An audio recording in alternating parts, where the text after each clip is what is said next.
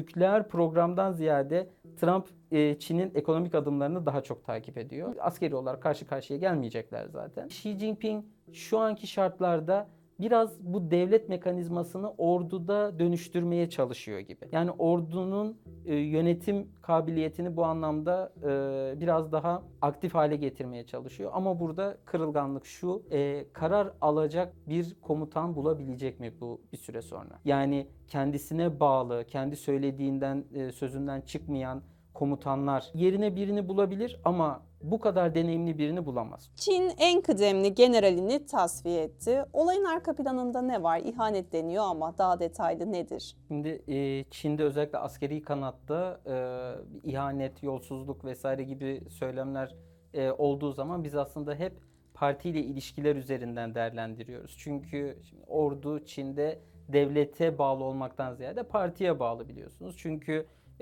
Çin Komünist Partisi bir merkezi askeri konsey üzerinden zaten orduyu da yönetiyor. O yüzden burada devamlı olarak bu kontrol ediliyor. Yani partiyle ilişkiler ne durumda, partiye nasıl bir bağı var vesaire. Önemli olan nokta bu ama şimdi bu Yüksek Askeri Komisyon'da 7 kişi var. Ve bu 7 kişiden, normalde 7 kişi var. Şu anda Xi Jinping başkanı ve bir başkan yardımcısı haricindeki bütün koltuklar boşaldı. Ve hepsinde de aşağı yukarı benzeri noktalardan soruşturmalar geçirildi vesaire.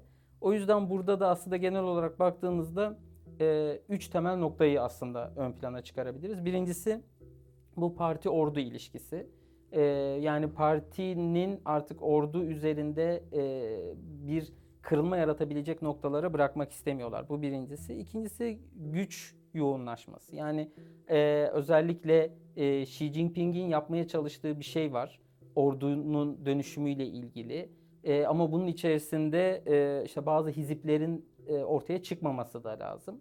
O yüzden bunun da temizlenmesi gerekiyor. Yine parti gözünden baktığınızda. Üçüncüsü de aslında güvenlik riskleri. Yani şu anda bütün dünya üzerinde özellikle de Amerikan hegemonyasının arttığı bir dönemde Çin'de buna uygun adım atmaya çalışıyor.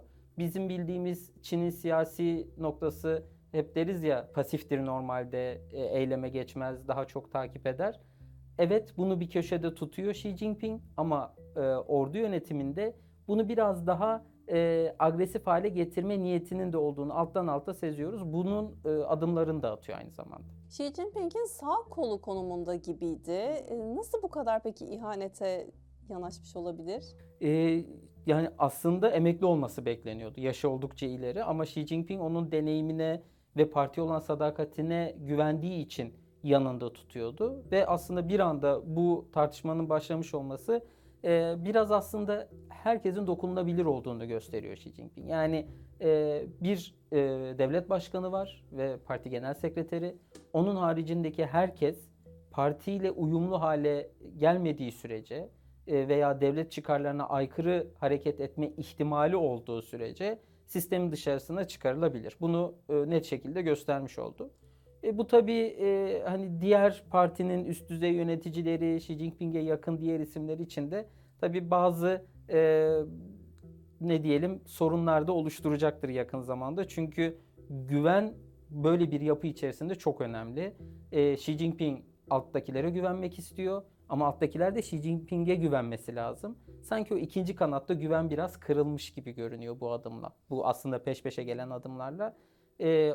Kısa vadede değil ama orta uzun vadede eğer bunu toparlayamazsa parti içinde sorun yaşar. Çin'deki güç dengeleri nasıl etkilenecek? Dünyanın bakış açısı değişecek mi? Askeri olarak bu adımın bir karşılığı var. Yani o üst düzey komutanlıklarda çok işte diğer komisyon üyeleri de boşaldığı için oralar yeni bir komuta oluşturması gerekebilir. Bu anlamda ordu içerisinde böyle bir karşılığı var. Devlet içerisinde de sanki yani Xi Jinping'in gittikçe elini güçlendiren tavrı olduğuna dair bir algı da oluşmaya başladı. Şimdi bu yurt dışında farklı, içeride farklı yorumlanıyor tabii. Yani dünyada Çin Devlet Başkanı'nın elini bu kadar güçlendiriyor olması, ordunun yönetimini bu kadar tek ele alıyor olması biraz endişe uyandırıyor. Çin'in hareket kabiliyetini artırma olasılığı nedeniyle. Ama içeride de şöyle bir endişe başladı. Yani biz büyüyoruz Ama evet, tamam, bir demokrasiden vesaire bahsetmiyoruz Çin'de. Ama sistem kendi içerisinde de artık, hani tırnak içinde söyleyeyim, evlatlarını da yemeye başladı. O zaman bu sistemin devamlılığını nasıl sağlayacağız? Özellikle de bütün dünya sisteme karşı bu kadar yani normlar üzerinden bize saldırıyorken. Bu tartışmayı biraz tolere etmesi lazım. Yoksa siyaseten içeride, yani güçlü bir liderlik, bunu biliyoruz. O gücünü artık daha sertleştirmeye başladığını görürüz. O da halkta değil ama özellikle kendi kurmaya çalıştığı bazı ekonomik kesimler var. Bu işte devlet merkezli ekonominin oluşturulmasında o sektör ayağını oluşturanlar. Bunları ürkütmemesi de lazım. Yani bunlar peş peşe atılan adımlar. Bunları tolere edecek adımları beklemeliyiz bence bundan sonra, eğer mantıklı hareket edecekse. Peki Çin'in askeri liderliğini etkileyecek mi olumsuz olarak? Yani şimdi Çin ordusu gibi bir şey var. Trump'ın bile çekindiği bir ülkeden bahsediyoruz. Bunu olumsuz etkileyecek mi? Bence yani yine iki yerden bakacağım. Birincisi, içeride oluşabilecek hizipleri temizlemek açısından önemli bir adım. Yani işte hani son zamanlarda çok konuşulan bir darbe planı vesaire Çin ordusu içerisinde. Ya bunlar çok yani yüksek olasılıklı şeyler değil ama sonuçta böyle bir yapının içerisinde Komünist Parti'nin hem parti içinde hem partinin dışında bazı fikirlerin de güç kazanma ihtimali olabilir. Bunu bir kere kökten temizleyerek bir avantaja çeviriyor bunu Xi Jinping baktığınızda. Diğer yandan bakınca da ordunun yapısı devletin yapısıyla birebir işte aynı noktadaydı.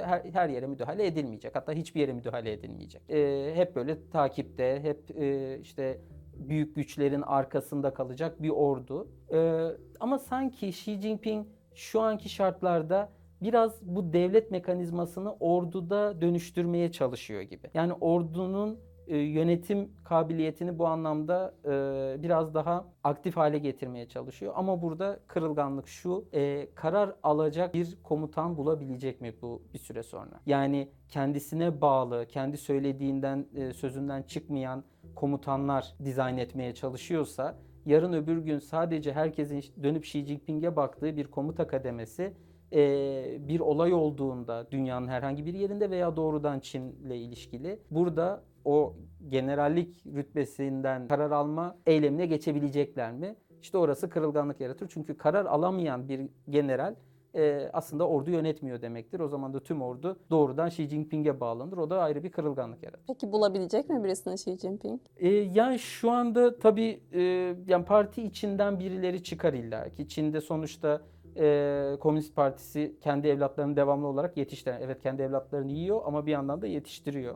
O yüzden yerine birini bulabilir ama bu kadar deneyimli birini bulamaz. Çünkü Cengiz Şia sonuçta deneyimi olan, savaş deneyimi olan, Mao'dan gelmiş bir altyapısı olan bir isimdi. Keza o askeri komisyonun içerisindeki diğer isimler de benzeri donanımlara sahip insanlardı ve onlar da tasfiye edildi. Yerine gelecek olanlar illaki daha genç, savaş görmemiş ve sistem içerisinde, şu anki Çin yönetimi içerisinde yetişmiş, sadece bunu görmüş komutanlardan olacak.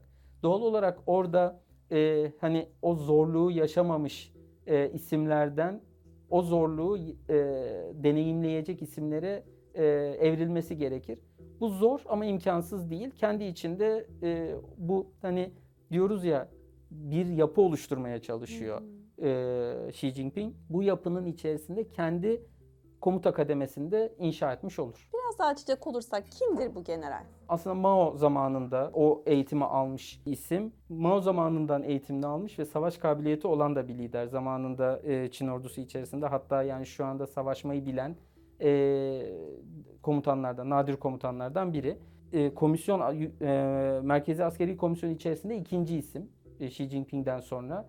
Ve doğal olarak da aslında hem politbüro içerisinde görevli, parti içerisinde, hem de askeri komuta içerisinde bu görevi de elinde tuttuğu için aslında devlet içerisinde, yani hem siyasetin hem de askerin yönetilmesi noktasında da önemli bir yerde. O yüzden de zaten hani sağ kolu ya da ikinci adam diye geçiyordu. Çünkü bu Merkezi Askeri Komisyon devlet içerisinde sadece ordunun yönetilmesiyle ilgili değil, aynı zamanda güvenlik stratejilerinin belirlenmesi noktasında da kıymetli ve tam da bugünlerde baktığımızda bu stratejilerin belirlendiği veya yeniden güncelleneceği dönemde bu anlamda büyük destek olacaktı. Bu da biliniyordu zaten ama bu ileri yaşı nedeniyle de zaten bir tartışma konusu. Yani günceli takip edemediğine dair de bir eleştiri vardı. Baktığınızda parti içerisinde önemli, devlet içerisinde önemli bir isim. Xi Jinping'in de hani yakın çalıştığı isimlerden biri ama daha önce biz başka yakın çalıştığı, sadece asker değil, sivillerde de çok yakın çalıştığı isimleri hem parti içinden hem de siyasetten, devlet yönetiminden tasfiye ettiğini defalarca gördük. Son olarak casusluk iddiaları doğru muydu? Bunu Amerika özellikle iddia etti. Çin böyle bir şeyi